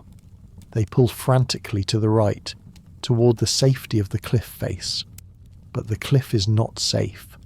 High up in the foggy crags, inside a dark cave that faces the northwest, lives Scylla. She is a legend of the sea, a story sailors whisper about in low voices. She's said to have many restless limbs and 6 long, sinuous necks, each ending in a fierce head with sharp, gleaming teeth. She waits in her hidden hollow like a patient hunter, watching the waters below. Odysseus stands on the foredeck, scanning the cliff face. He is looking for her. He wants to fight her. He wants to drive his spear into her throat before she strikes. He strains his eyes against the mist, but Scylla is cunning. She does not show herself. She waits. The ship glides deeper into the strait. The roar of Charybdis is at its peak. The spray soaks the men's tunics. They are rowing for their lives, their backs to the cliff, their eyes on the whirlpool. They believe they're escaping the danger. And then it happens. It comes in a blur of motion too swift to follow. From the mist above, 6 long grey shapes flash downward. There is no roar, only a rush of air and a brief slicing whisper. In that instant, 6 of his best men are suddenly lifted from the deck. The sight marks Odysseus's heart forever. He sees their outstretched hands, hears their voices carried on the spray. "Odysseus, Captain, help us." Their calls rise above the roar of the water, full of trust and longing. Odysseus stands on the deck, unable to reach them. He holds his spears, but the creature is too far, too high in the mist. In the next heartbeat, the shapes withdraw into the hidden cave, and the cries fade into the booming of the sea, leaving a heavy, aching quiet behind. He can do nothing. If he stops the ship to fight, Charybdis will draw them all into her swirling heart. The choice has already been made. A few must be lost so that many may go on. It is the hard weight of command, and it rests heavily on his spirit. "Row," he manages to say, his voice rough. "Row." The survivors, shaken and full of grief, bend to their oars. The ship moves steadily out of the strait, leaving the dark cliff and the roaring waters behind. Bit by bit, the thunder of the whirlpool softens into the familiar sounds of the open sea. Odysseus sinks down onto the deck. His spears slip from his hands. He removes his helmet and covers his face. Of all that he has endured upon the water, he will later tell the Phaeacians, this was the sorrow that touched him most deeply. The memory of his companions reaching toward him will stay with him always, not as a nightmare that tears him from sleep, but as a quiet, solemn reminder of the cost of their journey. The ship moves on. For a time the men are very quiet. They do not quite know how to meet Odysseus's eyes. They understand that he saved the ship, and they also feel the sharp absence of their companions. The bond between them is strained by grief and fatigue.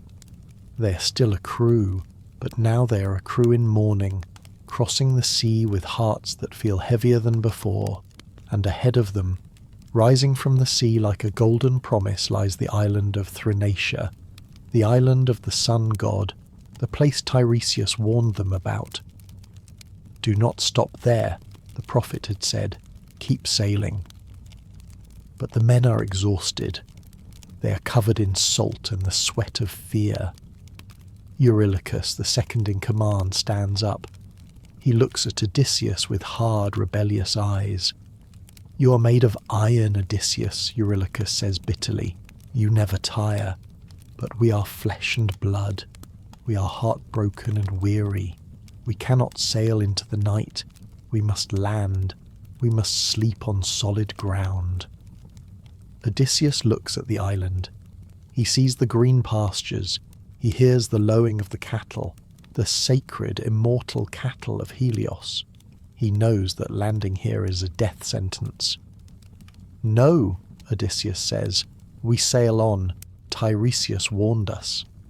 We land, Eurylochus insists, and the crew murmurs in agreement. It is a mutiny of exhaustion. Odysseus looks at their faces. He sees that he has lost them. If he forces them, they will break. Swear to me, Odysseus says, his voice desperate. Swear a great oath. If we land, you will eat only the food Circe gave us. You will not touch a single cow or sheep on this island. They belong to the sun god. If you harm them, we are dead. We swear, they say. We swear. They beach the ship on the sands of Thrinacia. They wash the salt from their bodies. They weep for the 6 men eaten by Scylla. And then, exhausted, they fall asleep, listening to the gentle sound of the sacred cattle grazing in the dark. But the wind is changing. The kind breeze that carried them this far begins to fade. Far to the south, soft clouds are gathering, thickening into the hint of a storm. Something in the air feels different, watchful. Scylla has taken 6 bodies into the shadows of her cave, and now this radiant island, bathed in golden light, holds another kind of test, one that will reach not for their bodies, but for their patience, their promises, and the quiet strength of their souls. The ship lies gently beached on the sands of Thrinacia. The men have sworn their oath. They have washed away the salt and spray of their trials with Scylla and eaten the bread and wine given by Circe. They sleep, believing they will leave with the first light of morning. But the gods have other plans. Before dawn the wind shifts. Notice the south wind begins to blow. It is a steady, insistent wind that keeps them quietly held to the island. It blows for a day, then a week, then a month. It does not change, does not rest, and gives them no safe moment to launch the ship. The island, which first seemed a paradise, slowly becomes a place of long waiting. For the first few weeks, the discipline holds. The men eat the provisions stored in the hold. They gaze at the cattle grazing in the meadows, magnificent snow-white beasts with wide, curved horns, but they do not touch them. They remember the prophecy. They remember the oath. But then the bread runs out. The wine jars run dry. Hunger arrives.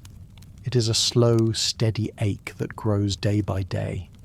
It begins in the stomach, a dull pull, and then weighs gently on the mind. The men search the island with care. They bend bits of metal into simple fish hooks. They catch small birds. They dig for roots and plants. But it is never quite enough. They are warriors used to generous meals and rich wine. They grow thin on this modest fare. Their strength begins to fade. Their faces grow sharper, their eyes distant with weariness. And all the while, the cattle of the sun god graze peacefully only a short distance away. Smooth, white animals with curved horns. The warm scent of the herds drifts toward them, and the lowing of the cows rises softly above the endless wind. Odysseus sees the danger growing. He knows that a breaking point is near. He steps away from the camp and walks inland, looking for a quiet, sheltered place out of the wind where he can pray. He washes his hands in a clear stream and lifts them toward the still, high sky. O Father Zeus, he prays, and you blessed gods who live forever, show me a way home. Guard the hearts of my men in this difficult waiting. The gods do not change the wind. Instead, they send something gentler, and yet just as powerful. They send sleep. A soft, heavy drowsiness settles over Odysseus. His eyelids grow warm and heavy. He sinks down into the clover, wrapped in a deep, enchanted slumber. For a while, the captain is simply absent. Back at the shore, Eurylochus makes his move. He stands before the starving crew. He points to the cattle.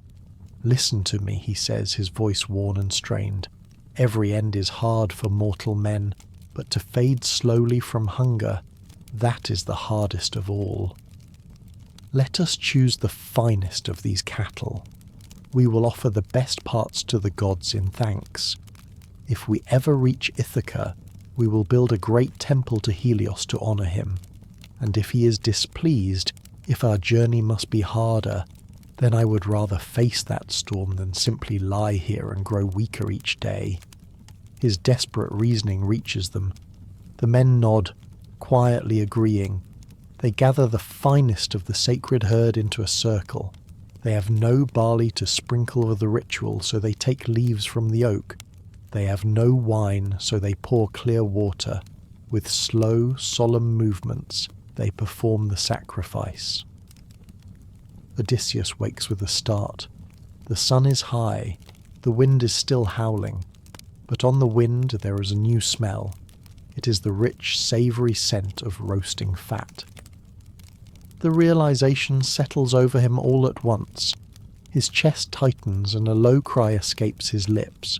Father Zeus, you have lulled me into a pitiless sleep to ruin me. He runs back to the camp, but he is too late. The carcasses are skinned. The meat is on the spits. The men are feasting, their faces intent and weary. They look at him with defiant, guilty eyes. They offer him meat, but he refuses. He sits apart, covering his head, trembling. He knows what is coming.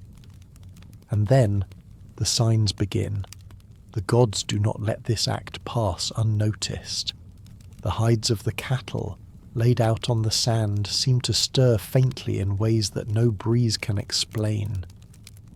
The meat on the spits, both raw and cooked, begins to make a sound. It gives a low, echoing call, like the faraway voice of the herd. It is a strange, unsettling wonder. The men eat in silence, listening, uneasy, and yet too hungry to turn away from the food before them. They share this feast for 6 long days.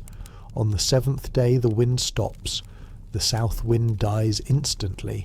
The sea becomes calm. The men take this as a sign that the gods have accepted their sacrifice. They are wrong. It is not forgiveness. It is the door of the trap opening to let them out so it can be slammed shut. They launch the ship. They hoist the white sail. They leave the island of Thrinacia behind, heavy with meat, thinking they have cheated fate. But But as soon as the island fades from sight, the sky turns a bruised, unnatural purple. A black cloud appears directly overhead, blotting out the sun. The sea turns the colour of the ink. Zephyr, the west wind, arrives, but not the gentle breeze that once pushed them toward Ithaca. This is a hurricane. It hits the ship with the force of a hammer. The forestays snap with a sharp, cracking sound. The mast, a heavy pine, swings and falls back toward the stern. It crashes down toward the stern. In the confusion and spray, the helmsman loses his footing and is carried over the side, disappearing into the dark water. Then Zeus strikes. A flash of lightning, bright and sudden, touches the centre of the ship.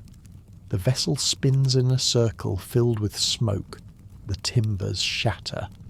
The men are thrown into the sea. Odysseus clings to the rail. He watches his crew.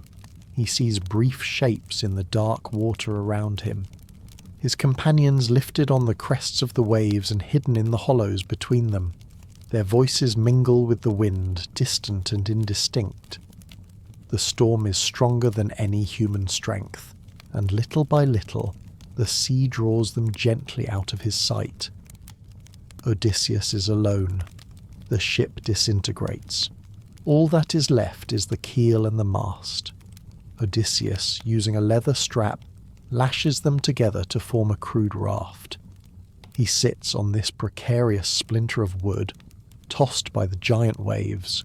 For 9 days, he drifts. The storm blows him back the way he came, back toward the strait, back toward the monster. He hears the roar of Charybdis before he sees her. The raft is sucked into the current.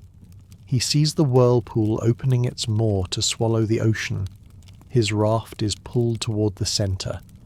At the last second, as the raft dives into the abyss, Odysseus leaps. He jumps up and grabs the branch of a wild fig tree that grows from the cliff face above the whirlpool. He hangs there like a solitary bird on a branch, his arms growing tired, his feet moving gently over the empty space, held between sea and sky. Below him, his raft is swallowed. He waits. He hangs there for hours, suspended between the sky and the bottom of the sea. He waits for Charybdis to vomit. Finally, with a roar of spume, the whirlpool reverses. The timber shoots back up to the surface. Odysseus drops. He lets go and drops into the water beside the wood. He rises, finds the timber again, and pulls himself onto it, resting there as the sea slowly carries him away from the roar. He is a king without a kingdom now. His ships are gone. His men are gone. His treasures are gone. He's simply a man on a narrow piece of wood, warmed by the sun, washed by the salt drifting across the wide, quiet blue. The silence is deep and complete. There are no voices, no oars, no commands, only the steady heartbeat of a traveller who gently and stubbornly continues to endure. The storm eventually quiets, as all storms must. The broken pieces of the ship slip slowly into the deep, and the noise of men and wind is absorbed by the wide, impassive sea. Odysseus is left alone. For 9 days he drifts, holding to a single piece of timber, warmed by the sun by day and cooled by the salt spray at night. He is a tiny speck on the surface of the great breathing ocean. On the 10th night, the currents guide him gently onto a shore of soft silver sand. He pulls himself out of the surf, his skin dry and salt-streaked, his body thin and tired from the long trial. He sinks into a bed of violets and wild parsley. He closes his eyes, expecting only rest. But when he wakes, he is not in the underworld. He is in a kind of paradise. This is Ogygia. It is the island of Calypso, the nymph with lovely braids. It rests like a secret in the middle of the sea, hidden so deeply in the folds of the ocean that even the gods come here only rarely. The air here is rich and gentle. It is a soft flood of beauty. A great fire burns on the hearth, scented with split cedar and citron wood. The smoke curls through the island, carrying a fragrance that loosens the muscles and quiets the mind. Around the cave where the goddess lives, a garden blossoms without end. There are alders and poplars, owl and falcon. A vine heavy with dark sweet grapes winds around the mouth of the cave. 4 clear springs bubble up from the earth, spilling in 4 directions. It is beautiful. And yet, in its perfection, it is also a kind of cage. Calypso finds him. She is not human. She is a Titan's daughter, immortal and ageless. Her voice sounds like water flowing over smooth stones. She brings the weary man into her cave. She bathes him with patient hands. She dresses him in soft, radiant garments. She gives him nectar and ambrosia, the food of the gods, which strengthens his limbs and slowly restores a youthful glow to his skin. She comes to love him. She has been alone on this island for ages beyond counting, and now the sea has brought her a companion. In her heart she wishes never to let him go. For 7 years, Odysseus lives in this gentle, gilded cage. 7 years. It is a lifetime. In Ithaca, his son Telemachus grows from a child into a man. In Ithaca, Penelope's hair begins to streak with grey. But on Ogygia, time does not move. The sun is always warm. The fruit is always ripe. There is no winter, no war, no hunger. This is the ultimate what-if of the Odyssey. Throughout his journey, Odysseus has struggled against dangers that threatened his life. But Calypso does not wish him harm. She wishes to lift him out of mortality itself. One evening, as they sit beside the fire, she makes her offer. "Stay with me," she says. "Guard this home. Be my husband. If you do, I will make you deathless and ageless for all your days. You will never feel the weight of old age. You will never have to cross the threshold of death. You will be as one of the gods." Imagine the weight of that choice. He is tired. He has suffered more than any man alive. He has seen his friends eaten, drowned, and broken. He knows what waits for him at home: a kingdom in chaos, enemies, old age, and eventually the dark trench of Hades he saw with his own eyes. Why not stay? Why not accept such a gift? He could live in an endless springtime, sleeping in soft beds, drinking sweet wine, drifting through days of gentle, suspended bliss. He would rule not a kingdom, but time itself. But quietly, Odysseus turns away from the offer. He leaves the comfort of the cave. He walks to the rocky headland, the one place on the island where the spray of the sea hits the stone. He sits there, day after day, staring at the empty horizon. The poet tells us that his eyes were never dry of tears. He weeps for Ithaca. He weeps for the smoke rising from his own chimney. He weeps for the messy, painful, finite life that belongs to him. He understands something deep as he sits on that rock. A life without endings cannot truly change or grow. If he stays, he will be like a statue in a perfect garden, cherished but unchanging. He would become a beloved possession of a goddess, and in giving up the struggle he would slowly set aside the man he has always been.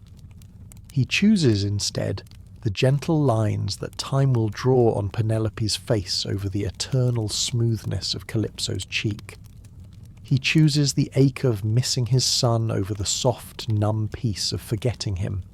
He chooses, simply and bravely, to remain human.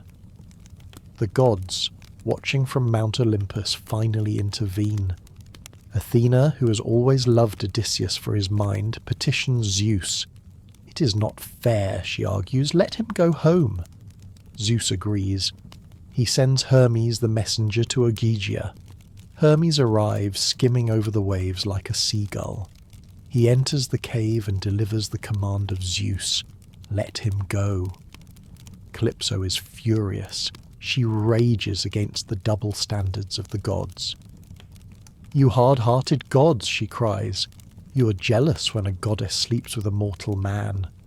But she knows she cannot defy Zeus. The sea would rise against her. She finds Odysseus on the headland staring at the grey water. She stands beside him. Stop your weeping, she says softly.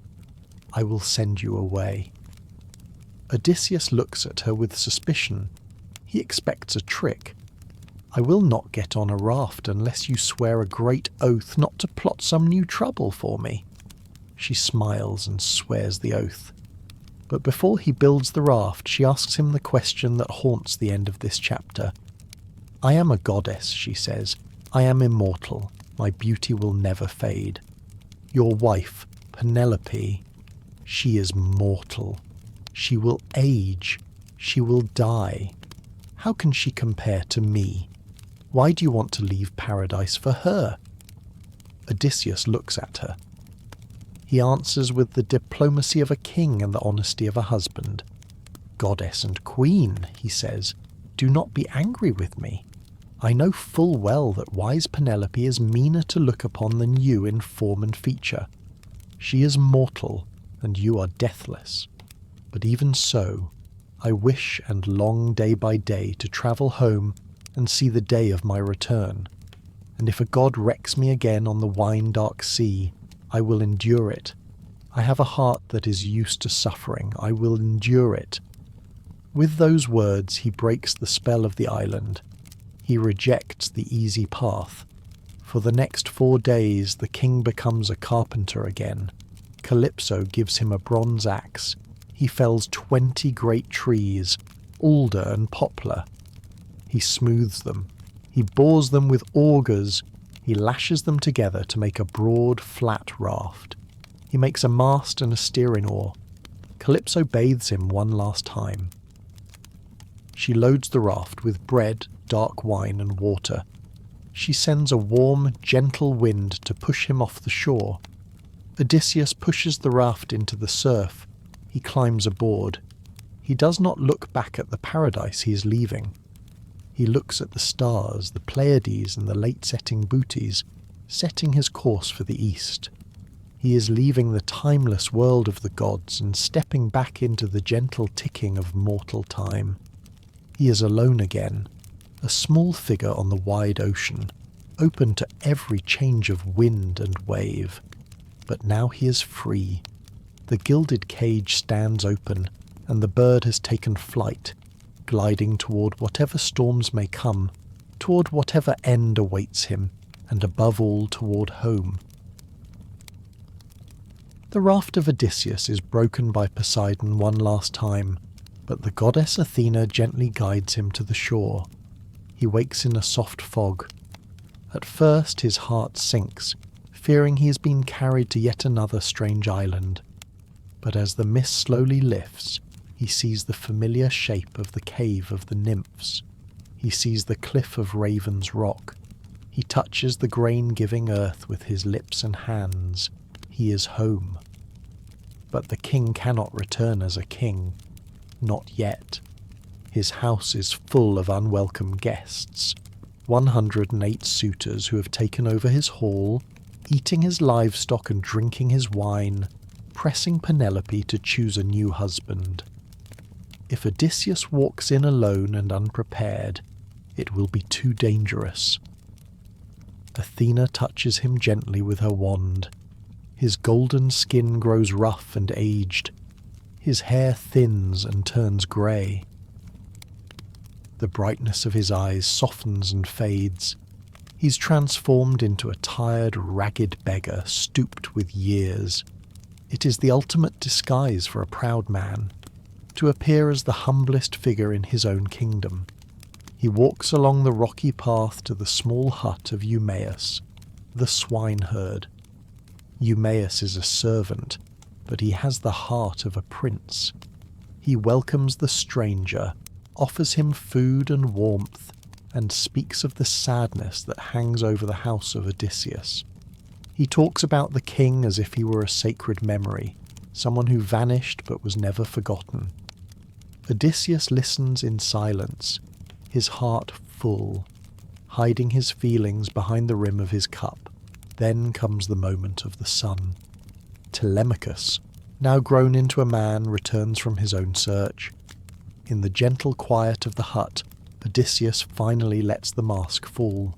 He reveals himself. Father and son embrace, their tears flowing softly. They are two lives shaped by the same long absence, finally reunited. Together they plan calmly and carefully how to restore peace to their home. Odysseus walks toward the palace. He steps into the courtyard. It is filled with the loud voices of the suitors, careless, overconfident, warmed by stolen wine. Some of them laugh at the beggar at the gate. One even tosses a stool toward him. Odysseus stands steady, accepting the insults in his own house, and keeping a quiet, steady hold on his anger. But in the middle of this cruelty, there's a moment of pure, gentle connection. Lying on a rough pile of straw and dirt near the gate is a dog. It is Argos. Odysseus raised him as a playful puppy before he left for Troy. Now the dog is old, his coat dull, long neglected by the servants. But the dog knows. Argos hears the voice of the beggar. He cannot stand, his legs are too weak, but his tail taps softly against the ground. His ears relax and fall. He recognizes the master that no other eye can see. Odysseus turns his face away to hide a tear. He cannot speak his name aloud, or his disguise will be lost. "What a noble dog lies there," Odysseus whispers quietly to the swineherd. As Odysseus passes into the hall, Argos rests his head on the ground. He has waited 20 years for this one moment. He has seen his master again. His long watch is over. The old dog lets out a gentle breath and slips into peaceful rest. It is the first welcome home, and the truest. The day of decision arrives. Penelope, gently inspired by Athena, announces a contest. She brings out the great bow of Odysseus, a weapon so firm and heavy that no ordinary man can bend it. "Whoever can string this bow," she says, "and send an arrow through the holes of 12 axe heads lined in a row, him I will follow."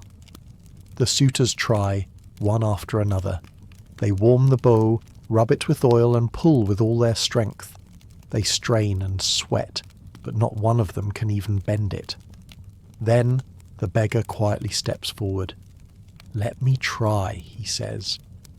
The suitors laugh and murmur, but Telemachus calmly places the bow in his hands. The hall grows quiet. Odysseus holds the bow with easy familiarity. He checks it carefully, turning it over in his hands like a musician lifting a beloved lyre.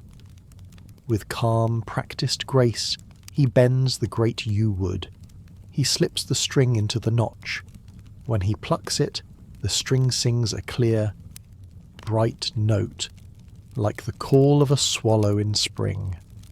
The faces of the suitors grow pale and still.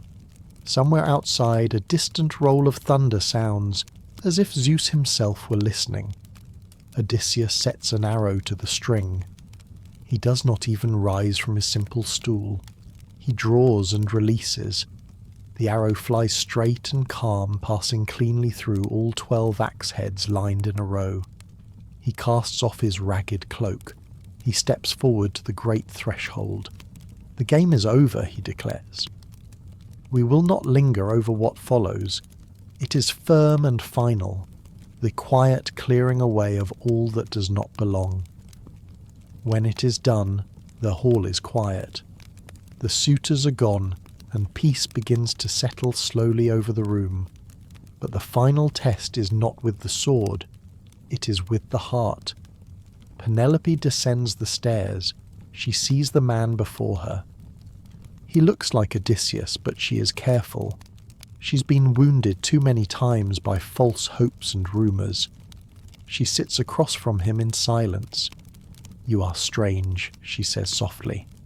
"I cannot tell if you are truly him." Odysseus feels the sting of doubt. "I am he," he says quietly but firmly. Penelope plays her final secret card. She turns to her maid. "Euryclea," she says, "move the great bed out of our bedchamber and make it up for this man there." Odysseus bursts out in sudden feeling. "Woman," he cries, "who could have moved my bed? That would be almost impossible. I built that room myself. There was a long-leafed olive tree growing in the yard, thick as a pillar. I built the bedroom around it. I cut its branches and smoothed its trunk. From that living tree I shaped the bedpost. Its roots go deep into the earth. No mortal man could move that bed unless he cut down the tree itself." Penelope's knees grow weak. Tears rise and spill over. She rushes to him and wraps her arms around his neck. "Do not be angry, Odysseus," she whispers through her tears. "This was the secret sign that no one else knew." The olive tree, a symbol of peace, of endurance, of deep roots. He is no longer just a wanderer on the sea, he is anchored.